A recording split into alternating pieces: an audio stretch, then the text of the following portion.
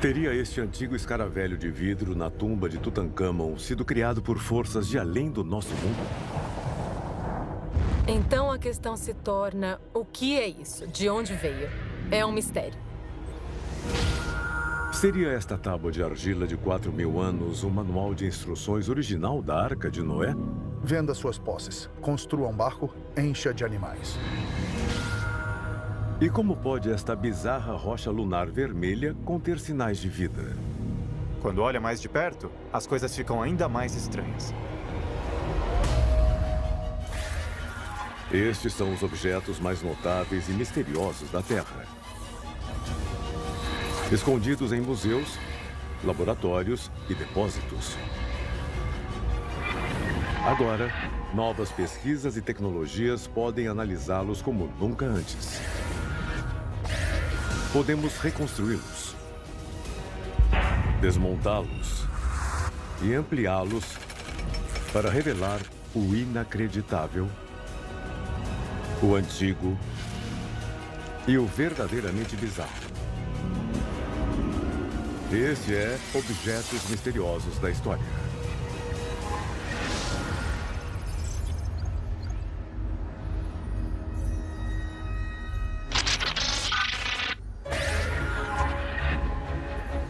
No grande museu egípcio de Gizé está um dos maiores tesouros dos faraós.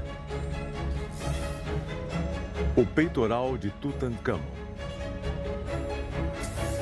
Esta impressionante peça de joalheria era usada na frente das vestes do rei e destinava-se a manter o corpo do menino rei inteiro em sua jornada para o pós-vida. Este item é extraordinariamente belo. Agora, usando tecnologia de ponta, podemos finalmente resolver um antigo mistério.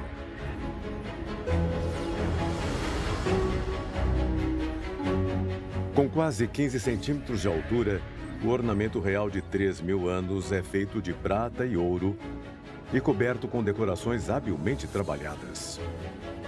Este peitoral foi realmente carregado de significado. Há muitos hieróglifos ali e está incrustado de joias preciosas. Em seu coração está um objeto atraente e inexplicável. Bem no centro tem um escaravelho com asas de falcão. E isso representa o deus Ra, o deus do sol. Este escaravelho é esculpido em uma única peça de vidro deslumbrante. É verde amarelado, é translúcido, incrivelmente claro. É realmente um pedaço de vidro perfeito. Perfeito demais. Em todo o planeta, nenhum outro artefato de vidro tão antigo é tão perfeito. Agora, uma nova pesquisa pode revelar os segredos do escaravelho de Tutancâmon. De onde veio? Como foi formado? O que torna esse escaravelho tão único?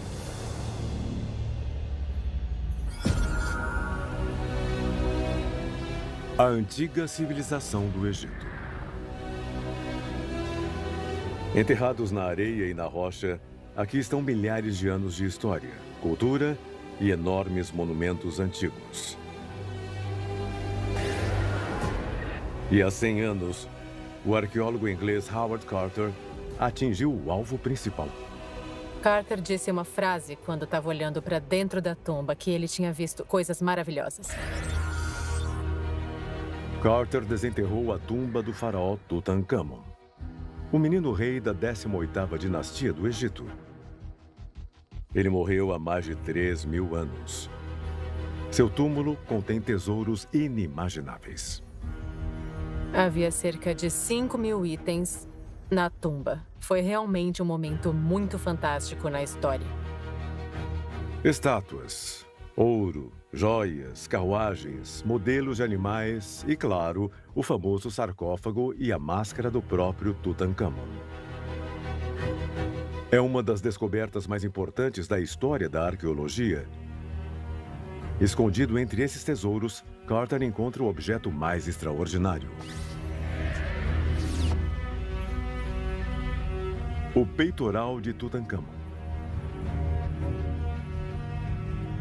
Em seu coração está o escaravelho feito de um vidro diferente de qualquer outra coisa do Antigo Egito. O escaravelho era extremamente simbólico e importante para os antigos egípcios. Representava, entre outras coisas, a transformação. E também parte dessa razão é porque o escaravelho representava algo que ajuda o sol a cruzar o céu todos os dias e, portanto, era também associado à regeneração e ao renascimento. O que torna a escolha do vidro para um objeto simbólico tão importante um pouco curiosa.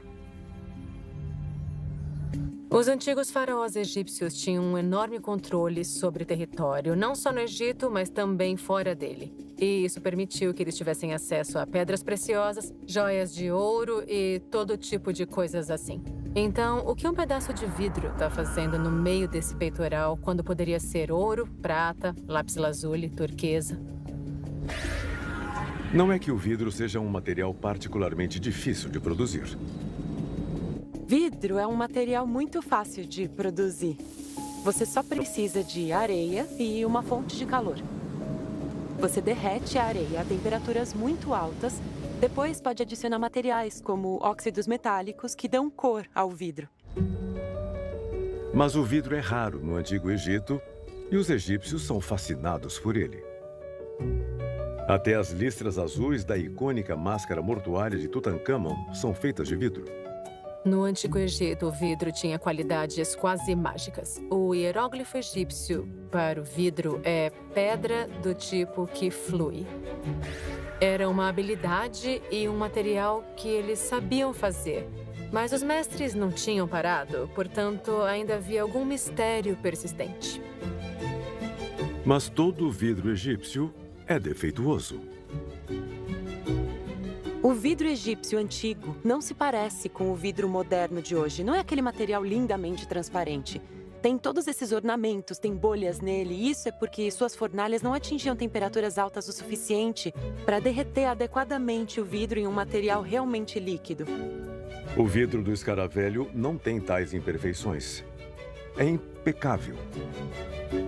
O que significa que o vidro do escaravelho não pode ter sido feito pelos antigos egípcios ou por qualquer outro humano daquela época.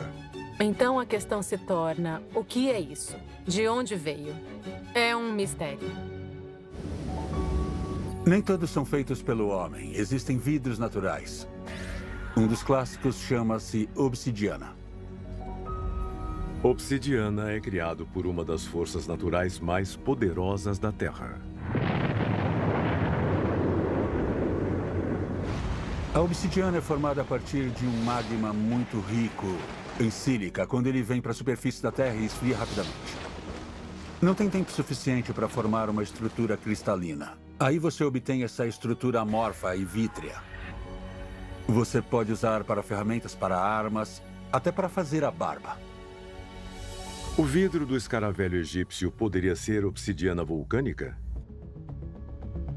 Uma das principais propriedades da obsidiana é a natureza brilhante e negra que ela tem. Isso porque não há apenas silício puro e oxigênio em sua estrutura. Há muitas impurezas, como óxidos de ferro, que às vezes podem ser pequenos cristais. E isso dá uma opacidade escura. E claramente não é isso que você vê nesta joia específica. Você vê algo que é colorido. Você vê através, é translúcido. Isso não pode ser obsidiana. Mas a obsidiana não é o único vidro natural. O vidro também pode se formar quando um raio atinge a areia. O que funde o material no chão são as temperaturas altas na ponta dos relâmpagos. E você obtém pedaços de rocha chamados fulguritos. Os relâmpagos poderiam ser a fonte do vidro do escaravelho? Os fulguritos são muito pequenos e finos. Eles são o revestimento da borda de onde o raio tinha caído. É muito difícil criar algo razoavelmente grande com esse tipo de material. Novamente, não é o que vemos nesse pedaço de joia. Então, se o vidro do escaravelho não for feito por raios, vulcões ou humanos, de onde isso vem?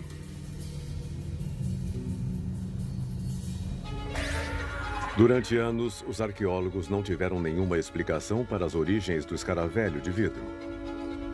A primeira pista é descoberta em uma expedição ao maior deserto do planeta, o Saara. Na década de 30, havia um grupo de caçadores de tesouros que foram para a fronteira egípcia da Líbia, em busca de uma cidade antiga mítica chamada Zazura. Um dos participantes era o topógrafo britânico Patrick Clayton. E, enquanto atravessava o deserto em seu veículo, ele ouviu um estalo. Para sua surpresa, o chão do deserto está cheio de pedaços de vidro verde claro e amarelo. Ele os traz de volta ao Reino Unido, onde ele os leva ao Museu de História Natural, mas eles realmente não têm ideia do que são. Quase 50 anos se passaram antes que uma equipe italiana de cientistas acompanhasse a descoberta de Clayton com alguma ciência concreta. A equipe italiana vai ao deserto e coleta pedaços de vidro do deserto da Líbia e também olha para o vidro do escaravelho. E eles analisam e demonstram que são geoquimicamente idênticos. A impressão digital é idêntica. É a prova definitiva de que o escaravelho é feito de vidro encontrado nas areias do deserto da Líbia. Mas isso deixa um mistério ainda maior. Como esse vidro perfeito e impecável acaba no meio do Saara em primeiro lugar?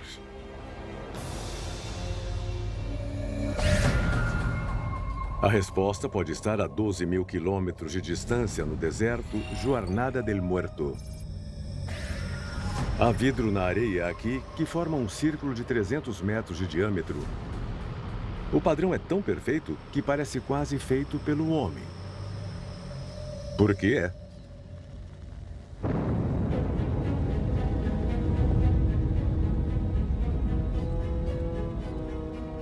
16 de julho de 1945. Acontece o teste Trinity e a primeira explosão atômica bem-sucedida. Foi o primeiro produto do projeto Manhattan e eles precisavam descobrir se funcionava. Eles detonaram essa bomba empoleirada em uma plataforma no deserto. Uma bola de fogo rasga o céu, atingindo temperaturas 3 vezes mais quentes que a superfície do Sol. Uma nuvem de cogumelo gigante emerge 12 quilômetros na atmosfera. O mundo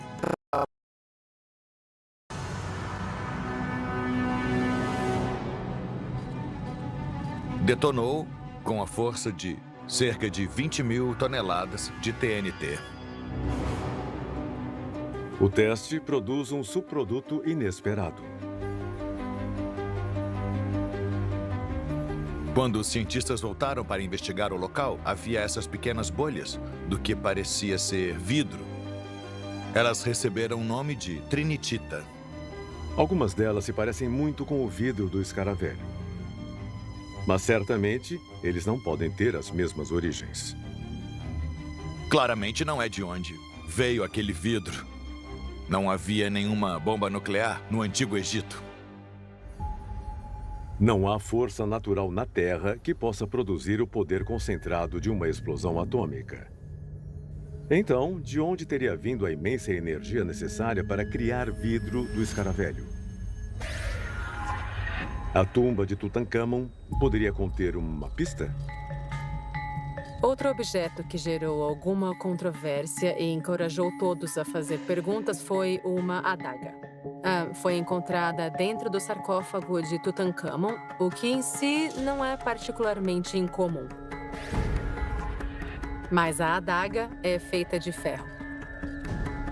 O que é um problema, porque o Antigo Egito ainda está na Idade do Bronze.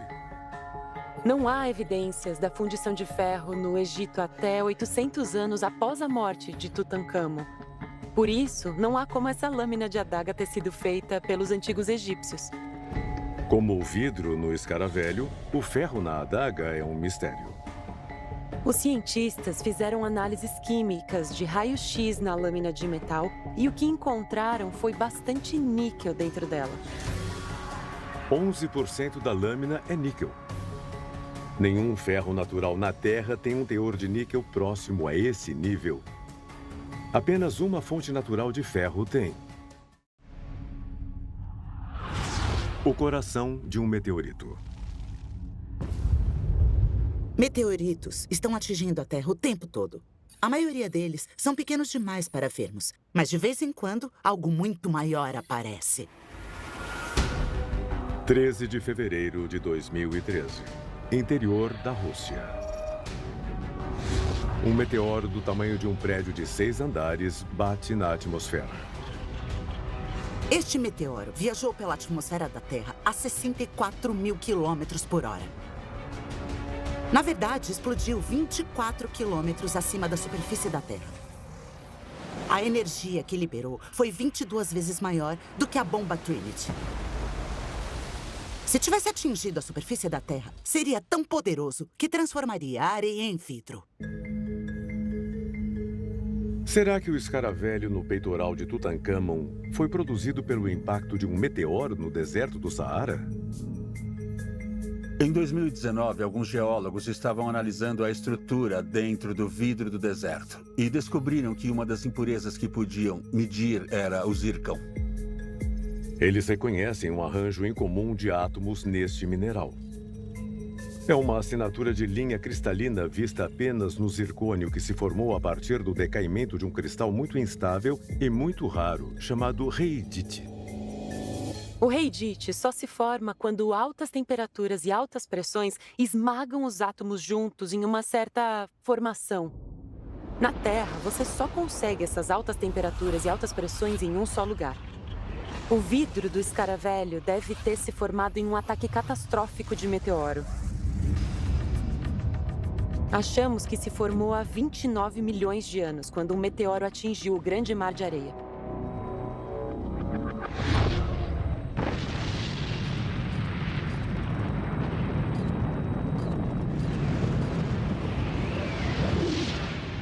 Isso deixa um último mistério.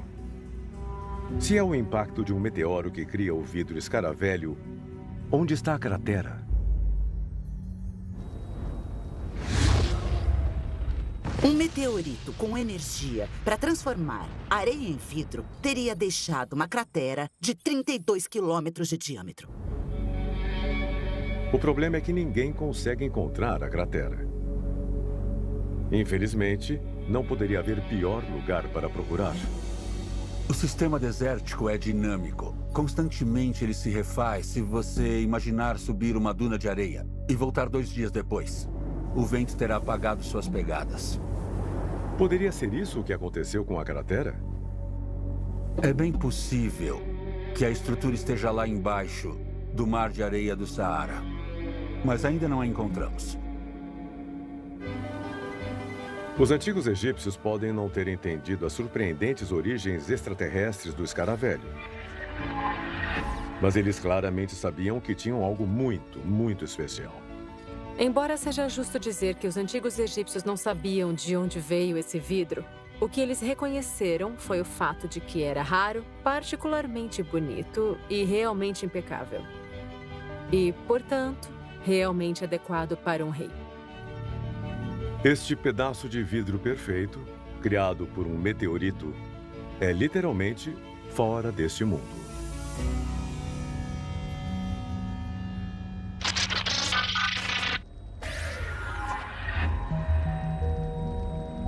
Mais de 100 mil desses antigos tabletes de argila da Mesopotâmia foram encontrados no Oriente Médio.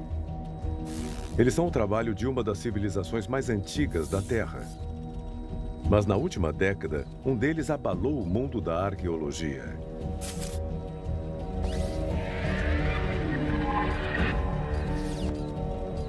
Este minúsculo tablete antigo feito de argila cozida ao sol mede apenas 11,5 por 6 centímetros. A superfície deste tablete de 4.000 anos é coberta pelo sistema de escrita mais antigo da Terra, o cuneiforme. Tem cerca de 60 linhas, então é um tipo de escrita bem pequena e muito comprimida. Quando o tablete é traduzido em 2009, ele se torna um manual de instruções surpreendente. O tablete apresenta um conjunto de instruções para a construção de um barco. Um grande barco, cerca de metade de um campo de futebol.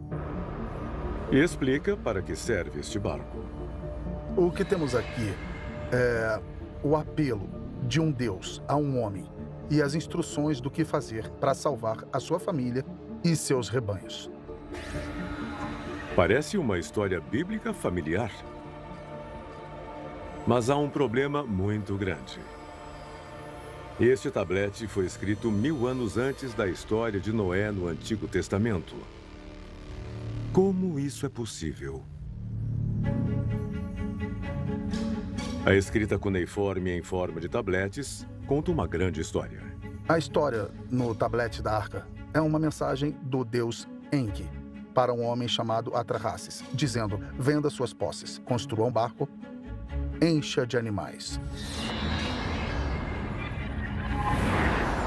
Fornece instruções de construção surpreendentemente detalhadas.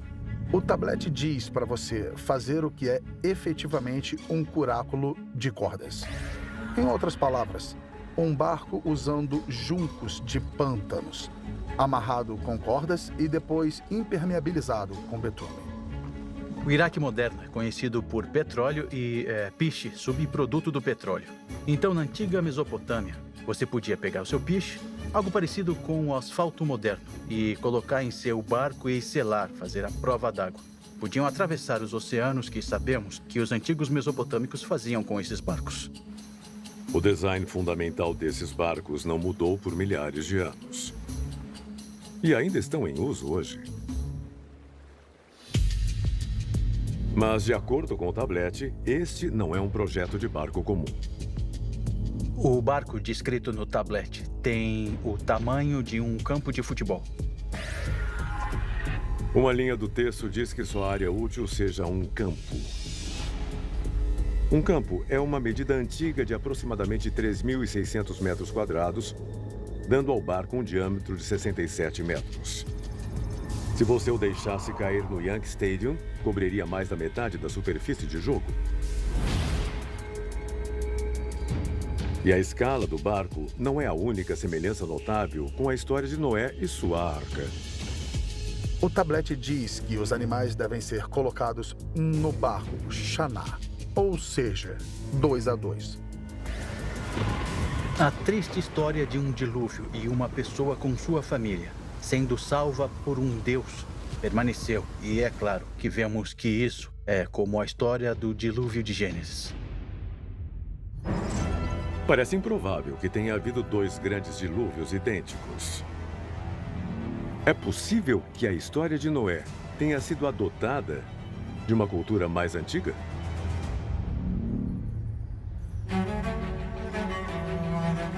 As marcações na argila são escritas na língua antiga da Mesopotâmia. Era o idioma daquela época. Ela cobre o atual Iraque, partes do sul da Turquia, um pouco do oeste do Irã e o leste da Síria. A Mesopotâmia, às margens do rio Eufrates, é considerada por muitos a origem da civilização humana. Eles criaram inovações, desde os primeiros canais e redes de irrigação até as primeiras leis, as primeiras ideias dos governos e outras inovações. Uma das maiores inovações é a invenção da escrita. O ponto em que a escrita foi inventada é a época em que as cidades começaram a surgir. Muitos bens eram necessários para alimentar as pessoas, para trazer itens de sobrevivência, mas também, é claro, para prosperar. A cuneiforme inicial se desenvolve como uma forma de rastrear mercadorias e manter registros.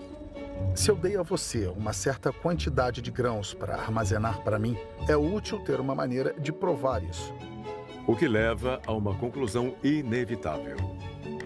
A escrita foi inventada por contadores. Por volta do 3º milênio antes de Cristo, a cuneiforme evoluiu para a escrita sofisticada encontrada no tablete de arte. Incluindo esta história descrevendo um barco gigante, com animais entrando 2 a 2, quase 1000 anos antes dos primeiros textos judaicos sobre Noé. Poderia esta antiga história babilônica ser a origem daquela da Bíblia judaica? A civilização babilônica esteve em guerra em várias ocasiões com a civilização judaica. Nabucodonosor atacou Jerusalém em 2 ocasiões e escravizou pessoas e as levou de volta para a Babilônia. O livro de Daniel descreve a história do povo judeu na Babilônia com alguns detalhes. Eles teriam encontrado as tradições babilônicas, as histórias que remontam às histórias da Mesopotâmia, como o dilúvio, e teriam incorporado essas histórias em seus próprios textos. Então, seria a história de Noé e o dilúvio apenas um conto da Mesopotâmia? Ou pode ser real? A história do dilúvio é surpreendentemente comum nos escritos cuneiformes. Embora o tablete de arte não descreva a inundação, há pelo menos 3 outras instâncias em tabletes cuneiformes, onde inundações são descritas. O tablete Eridu do Gênesis conta em quase 4.000 anos a história suméria de um rei sendo informado por Deus que a humanidade será destruída por um grande dilúvio. Descreve uma grande tempestade e chuva que dura 7 dias e 7 noites. Algumas teorias recentes acreditam que todas essas histórias podem ser explicadas por uma grande inundação no Mar Negro. O Mar Negro está ligado ao Mediterrâneo através de um canal bem estreito, o Estreito de Bósforo. Em 1997, 2 geólogos marinhos sugeriram que uma grande enchente poderia ter acontecido pelo Estreito de Bósforo há cerca de 7.000 anos. A teoria é que o dilúvio é causado pelo fim da última era glacial.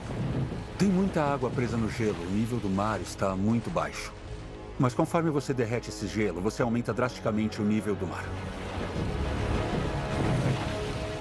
Eventualmente, os níveis do mar no Mediterrâneo sobem o suficiente para romper o canal do Bósforo. Uma enorme parede de água cai em cascata no Mar Negro. Eles sugeriram que isso era 200 vezes o fluxo das cataratas do Niágara e isso teria inundado catastroficamente o Mar Negro em um período extremamente curto. Eles estimam que 100.000 quilômetros quadrados de terra poderiam ter sido inundados por esta enchente. Mas esta teoria permanece controversa com alguns cientistas. No entanto, há outra ideia que também explicaria a história de uma grande inundação.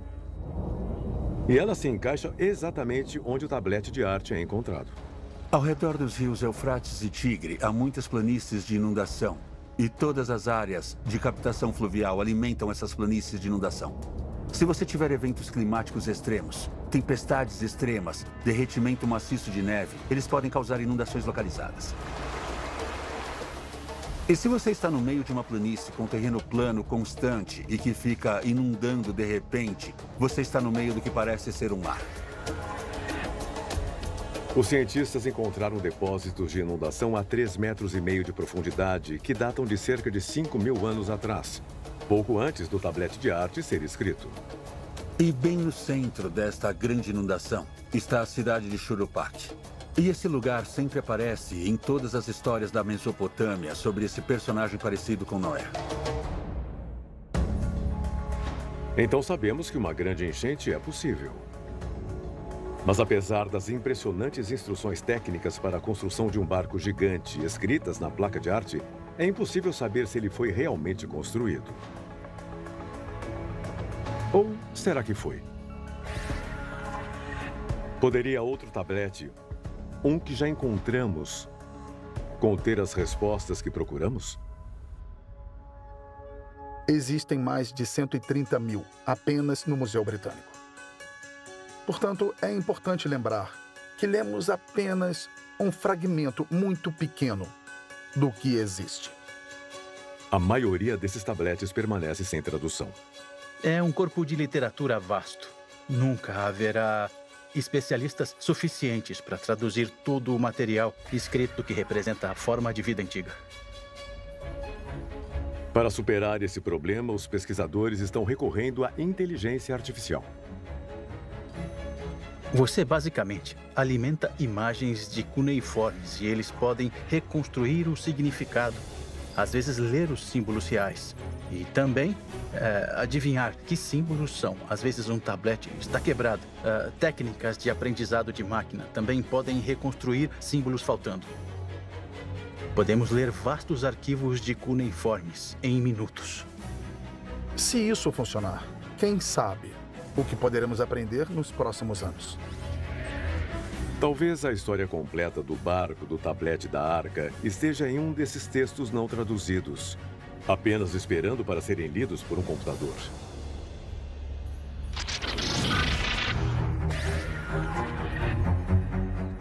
Armazenado em um museu europeu, esse modesto pedaço de rocha já foi avaliado em $500 mil.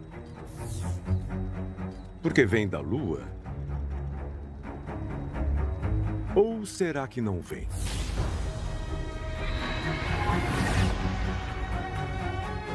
Ele pesa pouco mais de 80 gramas e mede aproximadamente 2 centímetros por 1. O que é muito grande para uma rocha lunar. É enorme.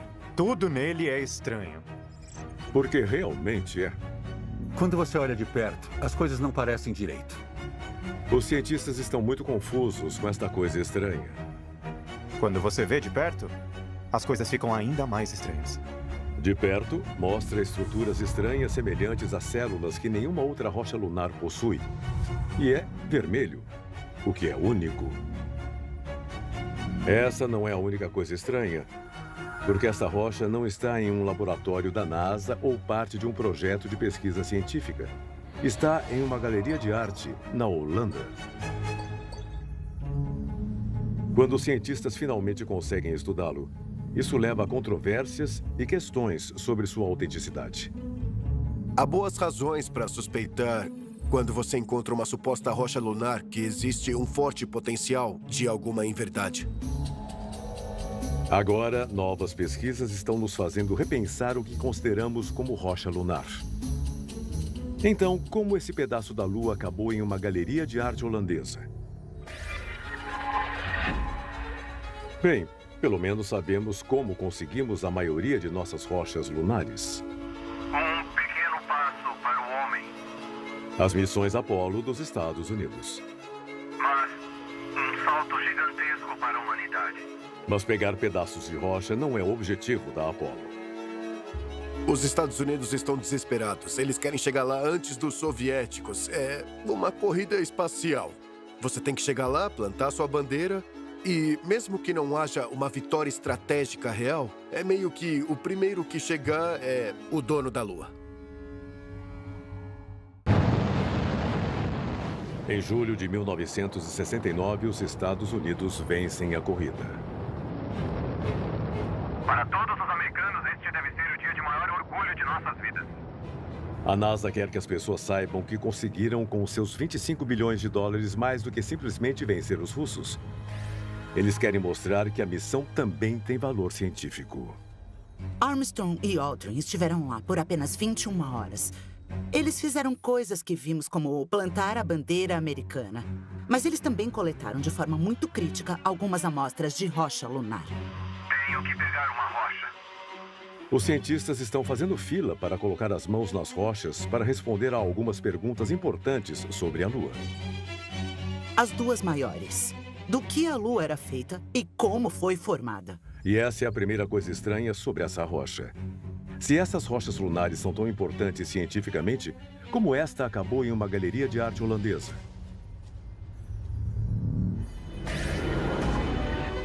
Os astronautas da Apollo são heróis globais.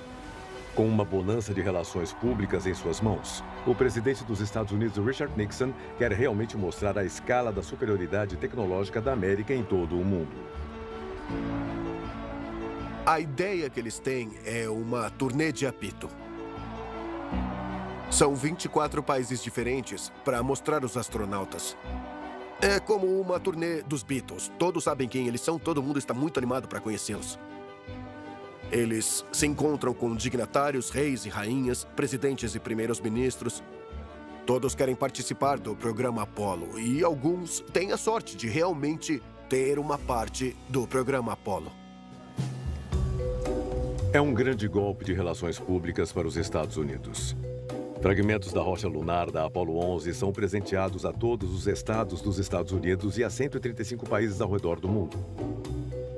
E é aí que entra a ligação ao Museu do Reich. Em 1991, recebe uma coleção de artefatos doados pelo espólio do antigo primeiro-ministro holandês, Willem Drees. Entre a coleção está a Rocha da Lua.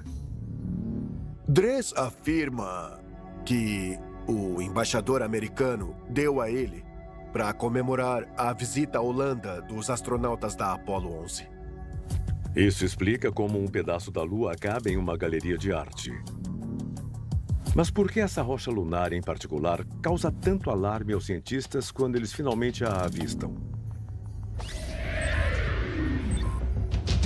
A rocha lunar Drees fica esquecida em um depósito no Museu do Reich por 15 anos. Até que uma nova exposição espacial a coloque no centro do palco para o público ver.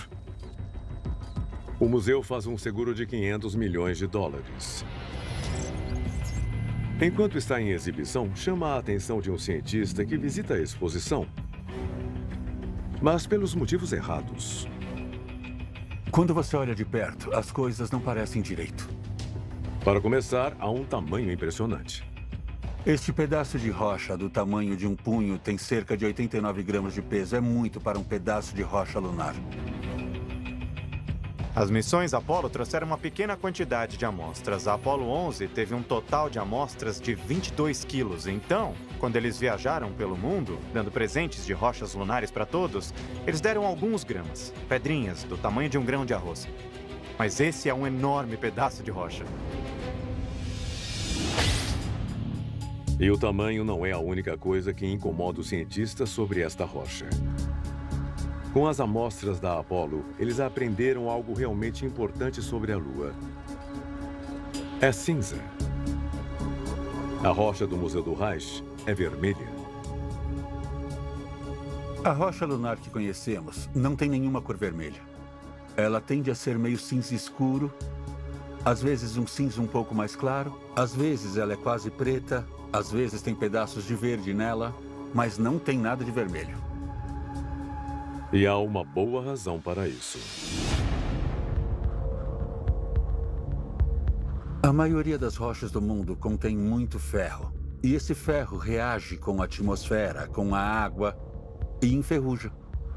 E você não tem isso na Lua. Quase não há atmosfera e há muito pouca água. Não há nada que vai reagir para fazer o ferro na rocha enferrujar. E em 2009, quando os cientistas colocaram a rocha holandesa sob o microscópio, as coisas foram de mal a pior. Eles encontraram vários pequenos buracos cheios de quartzo. Isso é um problema. O quartzo é abundante na Terra porque requer calor e água líquida para se formar. O problema é que nenhum deles é encontrado na Lua. E há algo mais na rocha, algo ainda mais extraordinário que o quartzo. Vida. O elefante na sala era o fato de que eles podiam identificar estruturas que eram claramente estruturas semelhantes a células. Isso se parecia com as estruturas encontradas na madeira. A rocha da Lua não é uma rocha. É madeira fossilizada. Em resumo, essa rocha vermelha do tamanho de um punho que estava segurado por mais de $500 milhão acabou sendo um pedaço de árvore muito velha. E isso é um grande problema para uma rocha lunar. A Lua é uma rocha árida e desolada. E quase não há água lá em cima. Quase não há atmosfera. Então, duas das coisas que as plantas mais precisam, ar e água, não estão presentes. Então a Lua não pode sustentar a vida vegetal. Ou pode? Em 2019, a missão chinesa Chang'e pousou na superfície da Lua. E a bordo havia uma minúscula biosfera em miniatura.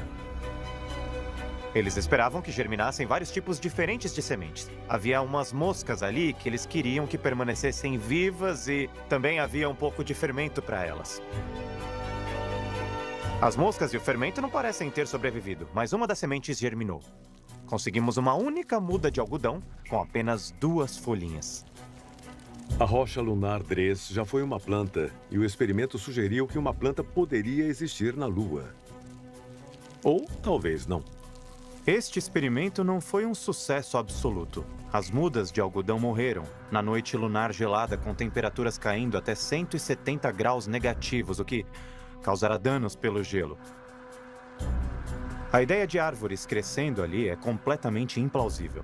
Talvez já tenha existido uma vida minúscula microscópica brevemente, mas acreditar que havia uma floresta completa? Sem chance. A rocha Dres não é da Lua. Então a coisa toda é uma farsa? Uma fraude criminosa? Não seria a primeira vez. O roubo ou busca por meios ilegais dessas rochas lunares tem sido um problema desde o início. E a principal razão é que elas são extraordinariamente valiosas. Deus sabe quantos diamantes há neste mundo, mas há apenas algumas centenas de peças da Lua e cada uma é absolutamente única e preciosa. Essa é uma grande rocha, é mesmo. Eu só vou pegar um pedaço dessa aqui. Nos últimos 60 anos, algumas das rochas presenteadas foram roubadas e vendidas.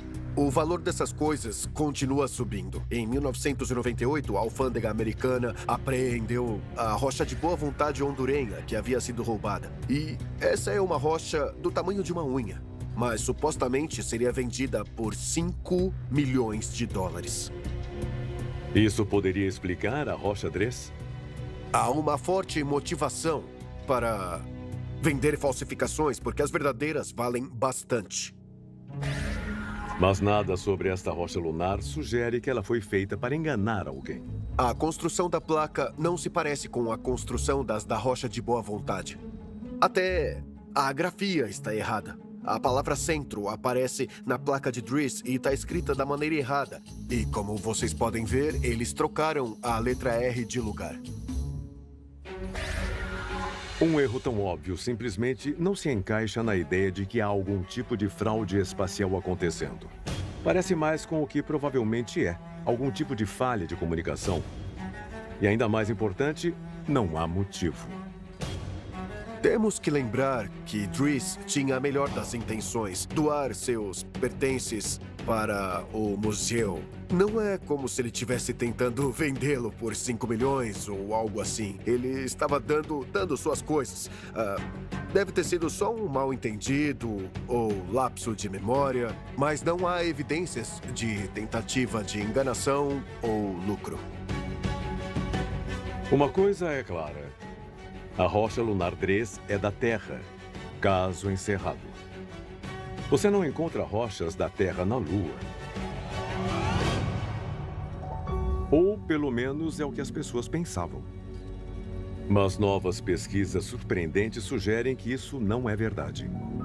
Em 1971, a Apollo 14 traz de volta um pedaço particularmente considerável de rocha lunar apelidado de Big Bertha. Big Bertha era uma rocha lunar trazida pela Apollo e reanalisada em 2019. Dentro dela, os cientistas encontram um fragmento de rocha pesando 1,8 gramas datado de cerca de 4 bilhões de anos. Mas não é a idade que chocou os cientistas. Dentro da Big Bertha havia pedaços de granito e quartzo. Agora, granito e quartzo são bem comuns na Terra, mas muito raros na Lua. Isso levou os cientistas a uma conclusão chocante. O que nós temos é um pedaço da Terra que está na Lua. Como foi parar lá? A ideia por trás disso é que no início do Sistema Solar, em um período chamado Bombardeio Pesado Tardio, as coisas estavam pingando por todo lugar. E meteoritos e asteroides atingiram a Terra. A ideia é que o impacto de um meteorito gigante na Terra expeliu uma carga de detritos e deu a alguns energia para que fosse capaz de voar para fora da gravidade da Terra para o espaço sideral. E um desses pedaços de pedra, obviamente, caiu na superfície da Lua. E eles foram recuperados pelos astronautas da Apollo. Como conseguimos achar uma rocha da Terra em nossa terceira expedição na superfície da Lua, parece que pode haver mais dessas coisas lá em cima. A rocha lunar Dres foi declarada falsa porque deve ter vindo da Terra. Não há dúvida de que a própria rocha Dres nunca esteve na Lua, mas Big Bertha virou os argumentos científicos de cabeça para baixo. Árvores petrificadas podem ser um exagero, mas você pode encontrar rochas da Terra na Lua.